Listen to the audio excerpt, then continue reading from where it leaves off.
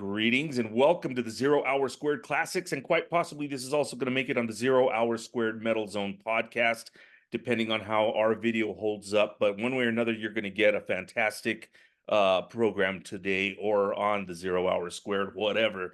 Right now, you know him and you love him from Anthrax, S.O.D, Nuclear Assault, Brutal Truth, the Ravenous, what was it? Venom, what is it? The Ravenous, Venomous Concept. Holy Moses, man, he's everybody's hero, and he's everybody's older fucking cool brother, Dan Lilker. Man, he's joining us right now, as well as author Dave Hofer. And they are going to be here today to talk to us about a brand new book about Mr. Lilker. It's called Perpetual Conversion, 30 Years and Counting in the Life of Metal Veteran Dan Lilker. Gentlemen, it's great to have you guys on. Thank you for joining me on 0 Hour Squared. How are you all doing? All right. How are you? Doing Good, well. thank you. Doing well. All right, let's get into it, man. The book. Tell us about it, Dan. What prompted this, and how did it come out in your opinion? Well, what prompted it was that I've just been playing music and just doing stuff for so long, and I had a lot of interesting stories, but being too lazy to document them myself. Dave was doing merch for Brutal Truth, so we met in 2007 when Brutal Truth started doing stuff again. And he did a UK tour with us, I believe. And then the year after that, he came out again, going through Europe. And I think there was a day off when we had a long drive through Spain, maybe going from all the way north to the south or whatever it was. It was just a day with no show, just going through a hot, dusty country in a van with a bunch of hash. And just, I don't know, I think just to make the drive more bearable, just going, oh, I remember that Nuclear, because this was with Brutal Truth. So I was going in the Wayback Machine and talking about something. Oh, I remember last time I was in this city with Nuclear Assault, something funny happens and blah, blah, blah. And people would laugh. And then somebody was like, you should write a book. And I'm like, oh, I'm way too lazy to do that. And Dave got a crazy idea in his head and volunteered to do it. And then I'll let him take it from there. Yeah, I mean, that's the setup. I had a bit of a writing background already. Nothing like a book, but lots of Q&A interviews and short pieces for magazines like Punk Planet and Metal Maniacs. I come from the world of zines in terms of like writing. So started with record reviews and just sort of went from there. And yeah, just we got back from the trip in like whatever it was February of 2008. And after everybody kind of decompressed, I reached out to Danny and was like, hey, I would be interested in maybe trying to get something going. And he was agreeable to that. So just started doing interviews with him and other people. And then 6 years later, it was published by Handshake Inc. That was in 2014.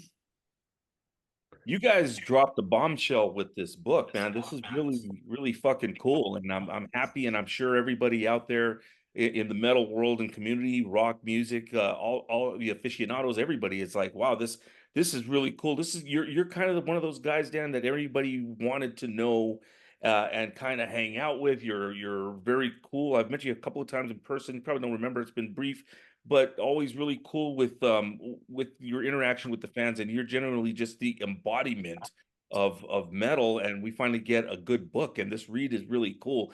How difficult was it though to put this thing together?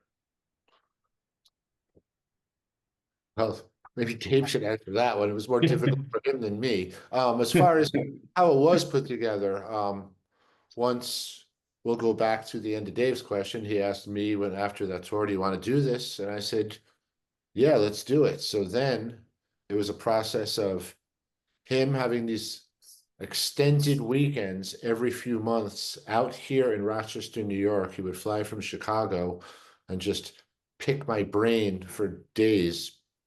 And this was also fleshed out with this. Luckily, I had a good collection of stuff I'd saved from traveling over the years, which was tour posters, tour books, laminates, all sorts of shit, press from the record company with record reviews, old Xerox copies of stuff like, so that was really good for memory jogging. So I'd look at a tour poster and go, oh yeah, Exodus 89, because they would have the cities, and then that would just all of a sudden you could just remember, that's right, at that show, blah blah blah, somebody broke a string, and we, just little things that we're able to make the book more thorough, I guess what I'm trying to say. So there was all that, and then basically Dave spoke to a whole bunch of other people, everybody from my mom, my late mother, unfortunately now, but I like to say from like my mom to Fenris from Darkthrone. It's quite a, you know, so yeah, and then combined with a bunch of graphics and everything, and this edition, a wonderful forward by a good old friend of mine, and there you go. So yeah, I guess my story's interesting enough. Yeah, but what I think you did a really good job in the book, both of you together combined, is it tells a complete history of your life. I really appreciate that. Gives you a little bit of insight and background into your family life, and it's very relatable because I too I have three sisters. I know you had two, and I'm not sure I know one passed, but I don't want to misspeak. But it does capture a day in the life of Dan Lilker, very, very good. And it's very comprehensive in each story of each band and all these crazy stories. It's really cool. Got great expert excerpts and also a lot of different people that you all interviewed for this. Well, I mean, I guess if I was going to read a book about somebody, it would be interesting to see how they were raised and how music shaped their life from a young age, and just the background of somebody that interests you. So I thought it was cool that we did all that, because the way music came into my life, and my big sister, my late sister, had a lot to do with that, both from having instruments laying around the house that she abandoned and I picked up, and her getting me into classic rock bands and stuff. So that all shaped who I am now. So it's, I'm sure, I guess people will be interested, like, how did you get where you are today, whoever the fuck that is. Yeah, it's fascinating. You literally are an open book now with everything that you've been telling us, and the read again. It's a fascinating read. I like that it touches part of me. Let me turn my ringer off. That distracted me. But I want to talk to you, Dave, a little bit about when you got into the book, and was it difficult to kind of? I mean, look, he's talking to us very easily, and I don't want to put you on the spot, but I'm just saying is asking somebody questions and trying to make sure that they can have recall and that they get the story right, or do they even I mean, how difficult was that process working with Dan? That's a tremendous amount of stuff in that computer up there. Yeah, well, he has a very good memory. And I just tried to do it chronologically. Seemed to be kind of the right way to go about it, just starting with his upbringing to pretty much present day at that point. And I have like a working knowledge of his discography. I was an S.O.D and a Brutal Truth guy. So, having like Hemlock, having like a working knowledge of a lot of those bands helps. But then also like I mentioned somewhere in there that like you know uh ironically I guess Nuclear Assault commercially was probably Dan's biggest band, but I was never like a huge thrash guy, so I think kind of having like a familiarity with the scene, but not already knowing everything about everything, that is like a good perspective. It's not like I'm asking him questions I already know the answers to, but yeah, I mean, it wasn't like he remembered everything in order during every interview. We would do like a weekend. I would go home and transcribe things and maybe talk to some other people. And then, if there was not even like discrepancies, but maybe like timeline questions, I just kept a running list of like, okay, the next time we talk, I need clarification. Like, did this happen first? Who, like and you can get so granular, and then when you get to a point you just kind of have to say, well, all signs point to this being 1988 or whatever, and just run with it. But yeah, and like one other thing, just going back to like the photos that we agreed on very early on, which was a good sign for me, is Danny was like, what I don't like are those books that you read, and then there's only photos like in 3 sections in the middle. And I was like, oh no, like again, I kind of come out of zines. That's why it looks like a zine. We're going to have pictures throughout this entire fucking thing, you know? Great job on that, because I don't want to give it away, Thanks. but you open up the book in the first few pages and there's a big anthrax picture. I won't give it away what it is, but that's really top notch. I'm glad that you guys put a lot of attention to detail in that regard. Real quickly, want to ask you also, who did you talk to that we can expect to see in the book? Oh God. Well, like Dan said, his late mom and Fenriz are both in there. You know, there was just sort of like the have to haves, like Scott Ian is in there, and John Connolly and Glenn Evans from Nuclear Assaults, and you know, like the key players from his key bands, Kevin and Rich from Brutal Truth. I already, you know, that was easy because I toured with them. And Kevin was living in Chicago at the time. Oh, here we go. Oh, I'm Gucci time. traveling. I miss my cat. But yeah, and I also, you know, as a fan, thought about it from a fan's perspective, and as So, also kind of like a half-assed journalist. You know, you don't want to have the sorry about you that know, you don't cat, want to have but like, oh, it's fun. I appreciate it.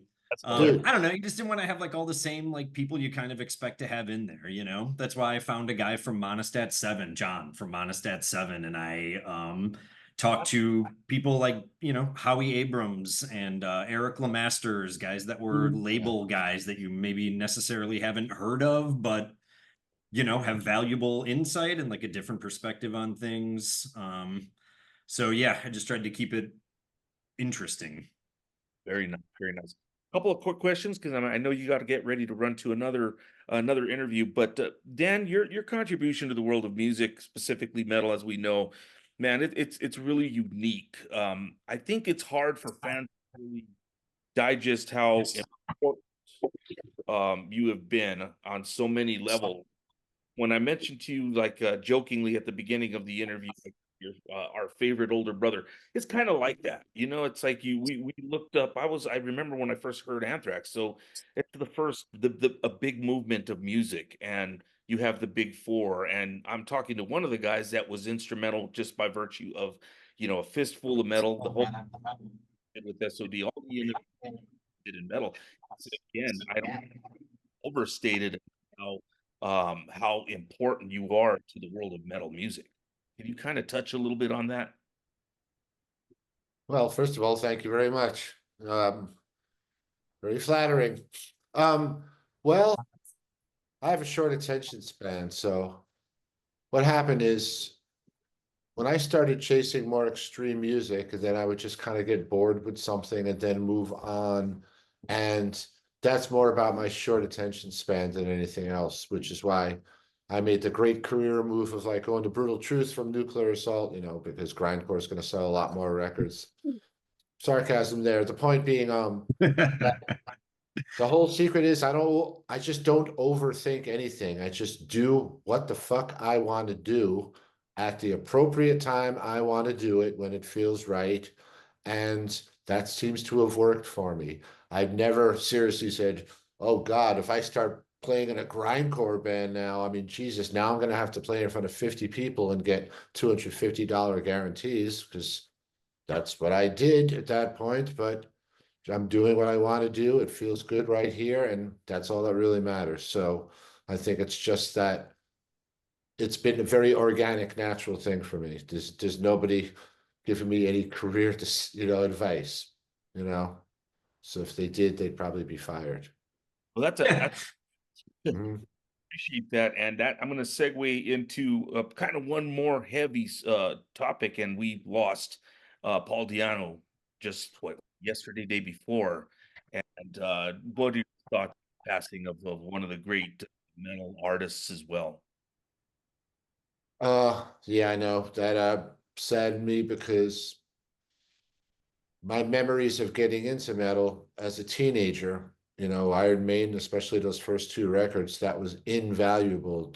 Steve Harris bass, but not just that, just how grim and heavy those guys were for the early 80s. So hearing about his passing was definitely, brought back a lot of memories. So it's kind of, yeah, it sucks. Yeah.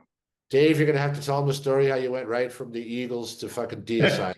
The Eagles, no, it was like, I don't even know, Def Leppard or something. Yeah, I He mean, we talked skipped about this. over. He skipped over NWO, BHM, and all that shit. So Yeah, I mean, this is like an unfortunate time to be doing metal related interviews with the passing of Paul, because I don't know, I can't help that I was born in 1979 and my formative years were like 1992, you know, so I was just like straight sure. into Florida death metal and kind of skipped. I don't know, like I found, you know, what were formative bands for people like the generation before me later, like Sabbath and whatever. But yeah, I never really had like a maiden phase. I don't know. I'm not going to pretend like I like something that I have, you know, only a kind of cursory knowledge of. But of course, you know, it's sad to see somebody that's so important to so many people pass away, what seemed like relatively young age for how long people seem to live now. But that's all I can really say. Right. And unfortunately, there's been a lot of it, but let's move away from the grim and go back to the book. Where can we get the book?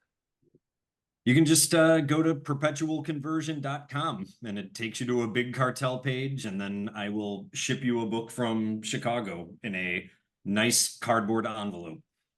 And can you get it digitally as well?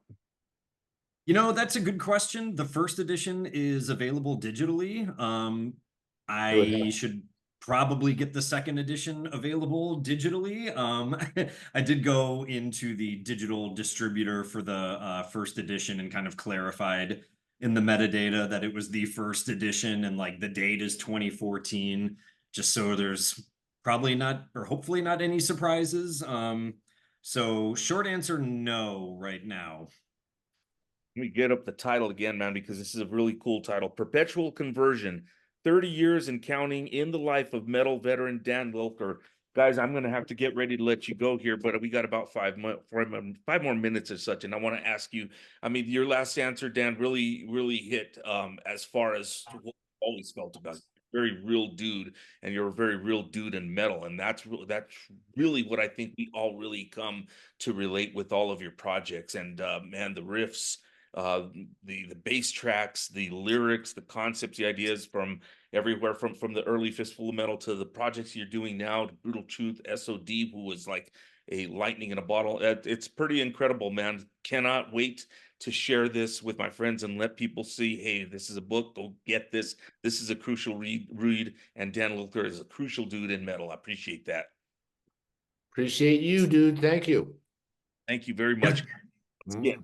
Book, Perpetual Conversion, 30 years and counting in the life of metal veteran Dan Lilker, along with author Dave Hofer.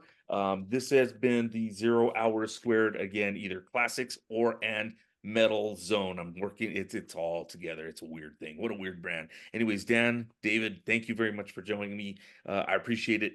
Kick ass, man. Cannot wait to see you roll through here in Albuquerque sometime soon. Right on, Thank you. man. Thanks for having us.